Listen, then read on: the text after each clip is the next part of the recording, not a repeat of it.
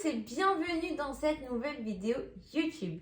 Aujourd'hui, dans cette vidéo, on va parler vocabulaire. Et oui, comme vous le savez, le vocabulaire est très important quand vous apprenez une langue étrangère. Et aujourd'hui, on va apprendre du vocabulaire un peu spécial, mais du vocabulaire très important quand on va être dans une entreprise. Donc si toi aujourd'hui qui me regardes, tu as un niveau débutant en anglais, cette vidéo ne sera pas faite pour toi. Cette vidéo est vraiment faite pour les personnes qui ont un niveau intermédiaire avancé en anglais et qui souhaitent apprendre l'anglais pour obtenir un travail, que ce soit un travail en France ou à l'étranger. Si aujourd'hui tu es débutant en anglais ou ton objectif est d'apprendre l'anglais pour voyager, cette vidéo ne sera pas utile pour toi, donc tu peux en regarder une autre. Le but ici, c'est pas de faire des millions de vues sur les vidéos, mais vraiment de faire des vidéos qui vont vous aider, vous apporter quelque chose. Donc c'est pour ça que je vous préviens dès maintenant pour du coup vous éviter de perdre votre temps.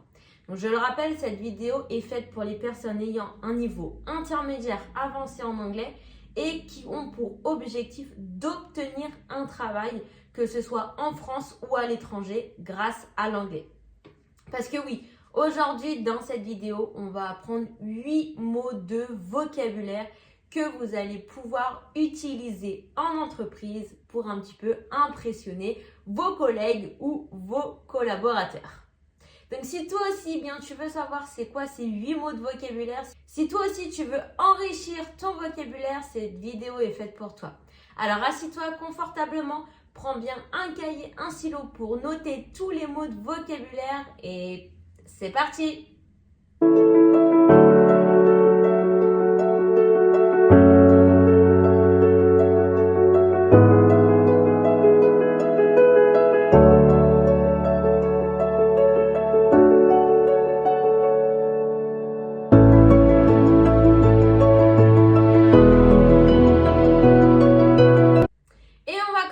Avec le premier mot de cette vidéo qui est un verbe à particule et qui est le verbe à particule to follow up.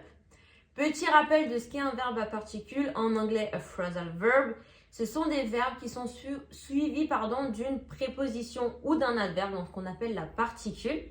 Et cette particule-là, donc la préposition ou l'adverbe, vont soit modifier un petit peu le sens du verbe de base ou alors complètement changer leur signification. Les verbes à particules, ce sont des verbes très utilisés en anglais, donc très important à savoir et à utiliser également. Donc là, on a le verbe to follow up.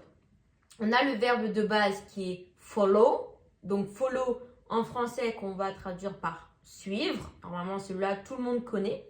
Et donc, a follow up, donc c'est faire un suivi. Donc là, finalement, la particule modifie un petit peu le sens du verbe, mais pas totalement. On reste dans le même principe de suivre quelque chose. Donc, to follow, suivre. Follow up, c'est faire un suivi.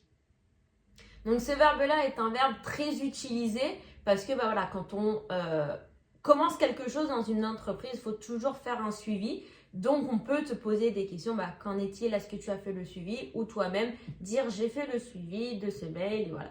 Se renchérir dessus. Donc c'est un mot très important, assez simple parce que du coup on connaît déjà le verbe to follow et en plus de ça c'est un verbe qui est utilisé dans les 3 pays, que ce soit aux États-Unis, au Royaume-Uni ou en Australie. Donc qu'importe où tu vas travailler, tu pourras utiliser ce verbe particule. On fait des exemples avec. For example, I will follow up with you next week. Je ferai un suivi avec toi la semaine prochaine. Second example, can you follow up on this issue with the IT team?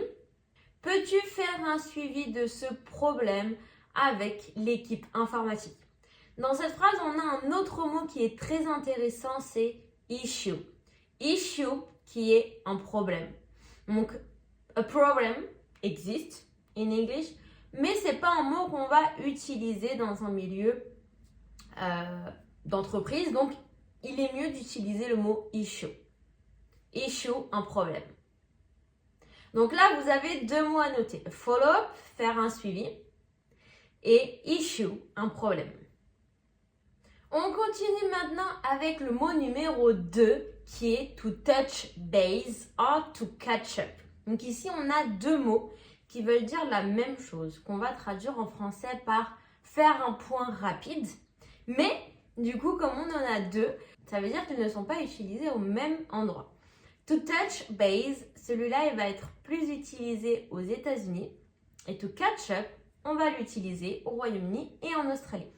Généralement, au Royaume-Uni et en Australie, on utilise plus les mêmes mots que aux États-Unis. Donc, to catch up, to touch base, ça veut dire faire un point rapide.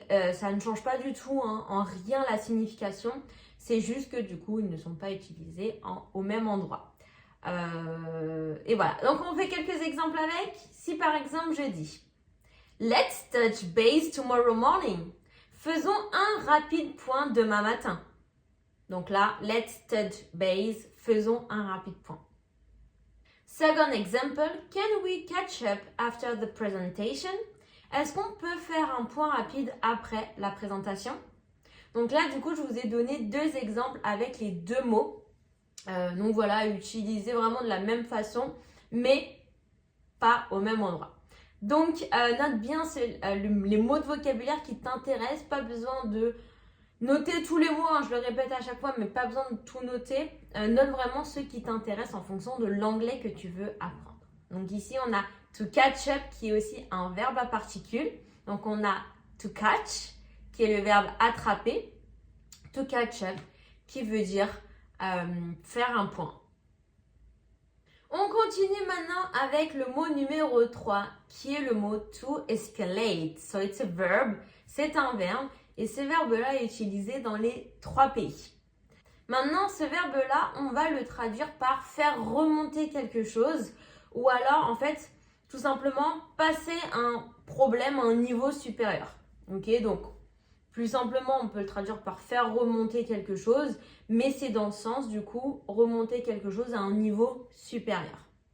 So, for example, I will escalate this issue to the manager. Je vais faire remonter ce problème au manager. Donc là, on retrouve le mot issue, un problème, et du coup, faire remonter le problème, to escalate the issue. Second example, if the error persists, we may need to escalate it. Qu'on va traduire en français par si l'erreur persiste, on devra la faire remonter. Dans le sens, on devra aller faire remonter au niveau supérieur pour enfin résoudre cette erreur. Donc, un nouveau mot très important, to escalate, faire remonter dans le sens au niveau supérieur.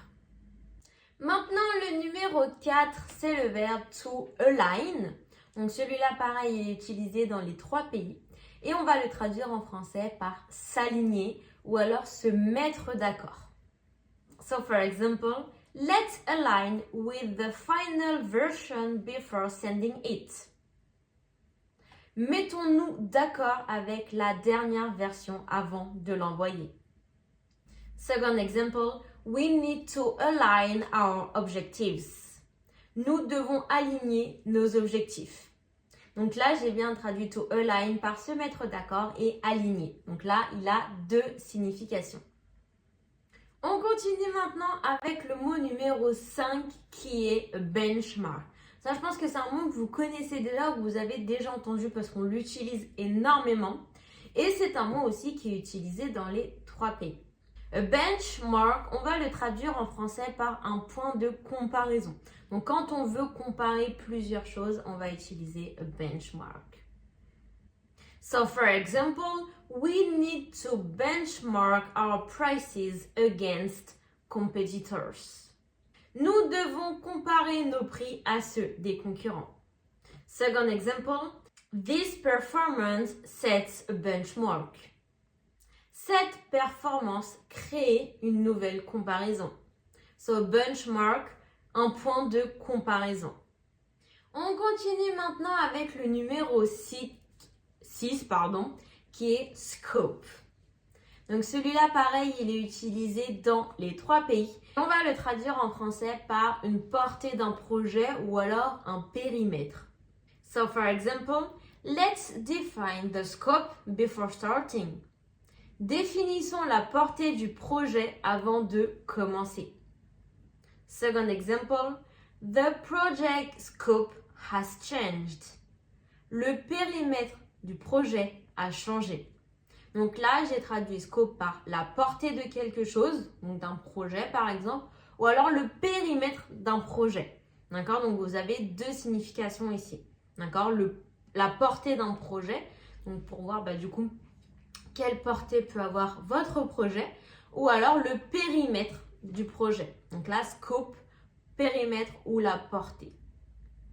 Allez, le numéro 7 maintenant, c'est le mot deliverable qu'on peut utiliser dans les 3 pays également et qu'on va traduire en français par livrable ou alors également résultat attendu. Donc là, pareil, deux significations pour un mot. So for example, the deliverables are due for next Friday. Les livrables sont attendus vendredi prochain. Deuxième exemple, we reviewed all the deliverables with the clients. Nous avons passé en revue tous les livrables avec le client. Ok, so remember that word, deliverable, les livrables. Et le 8e mot et dernier mot de cette vidéo, c'est le mot due date. Celui-là qu'on peut également utiliser dans tous les pays et qu'on va traduire en français par l'échéance ou la date limite. Due date, échéance ou date limite. So for example, the due date for the report is next Friday. La date limite pour le rapport est vendredi prochain. Second example, please make sure you meet the project's new due date. S'il vous plaît, veuillez vous assurer que vous respectez la date limite du projet. J'avais oublié le projet. The project's due date. Et voilà, donc c'était le dernier mot de cette vidéo. J'espère que cette vidéo t'a plu. Si cette vidéo t'a plu, n'hésite pas à me laisser un petit pouce bleu, ça me ferait énormément plaisir. Dis-moi si ton objectif c'est de trouver un travail grâce à l'anglais en France ou à l'étranger. Comme ça, je pourrais te faire d'autres vidéos dans ce sens pour t'aider. Dis-moi aussi si jamais ton objectif, si jamais tu as vu cette vidéo, c'est d'apprendre l'anglais pour voyager. Voilà. Dites-moi tous vos objectifs, pourquoi vous apprenez l'anglais en commentaire, quel anglais vous souhaitez apprendre. Comme ça, je pourrais adapter mes vidéos en fonction de vos objectifs. Et voilà, donc si jamais tu as aimé cette vidéo, n'hésite pas à mettre un petit pouce bleu. Si toi aussi tu veux en apprendre plus en anglais, n'hésite pas à m'envoyer un petit message. Ça me ferait énormément plaisir de t'aider à atteindre tes objectifs. Et on se dit à la semaine prochaine pour la prochaine vidéo. See you next week!